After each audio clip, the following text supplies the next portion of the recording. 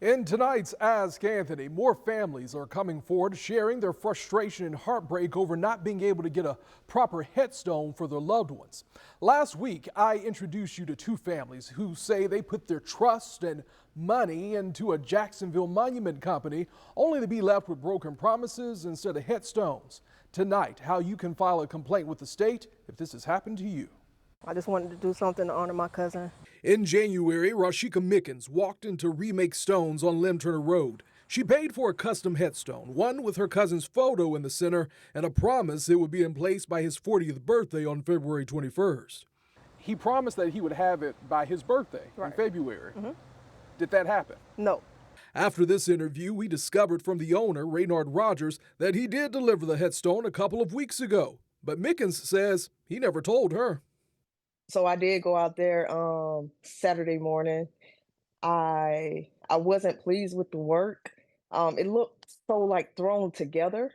Mickens says Rogers offered a $200 refund once it was placed in the cemetery. He even put it in writing on paper, but she hasn't received a dime. In March, I paid him in cash for my mom's headstone. Francella Melton tells me Rogers promised her mother's headstone would be ready by Mother's Day, but that deadline came and went. When it finally arrived months later, her mother's photo on the headstone was shattered. I cried and I cried and I cried.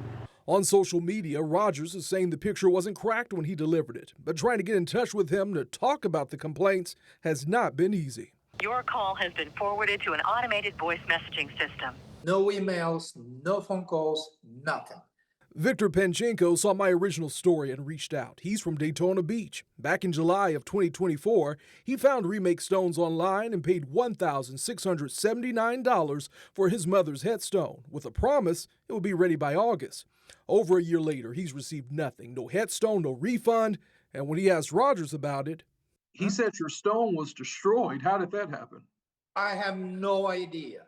What would be the perfect resolution for you in this situation? The perfect resolution for me is I just want my father's headstone. In March, Ronnie Norman paid over $1,000 as a deposit for his father's headstone. He was told it would be ready by the end of April. Instead, he says Rogers gave him excuse after excuse, from a medical issue with his wife to equipment problems. The most frustrating part about it is he's not even trying to contact us to give us updates. All the families say they've called, texted, and even stopped by, but rarely get a response from Rogers. And despite my repeated attempts to get him on the phone, I've only received these social media messages saying, quote, "We have nothing to talk about." And if this has happened to you, there is a way to file a complaint with the state. The Florida Division of Funeral, Cemetery, and Consumer Services is the state agency that handles these kinds of cases. You can download their complaint form online and actually mail it to their office in Tallahassee. You see here who is the complaint against, and then you kind of describe your problem at the bottom. So I'm going to post all this information in the Ask Anthony section of our website, firstcoastnews.com.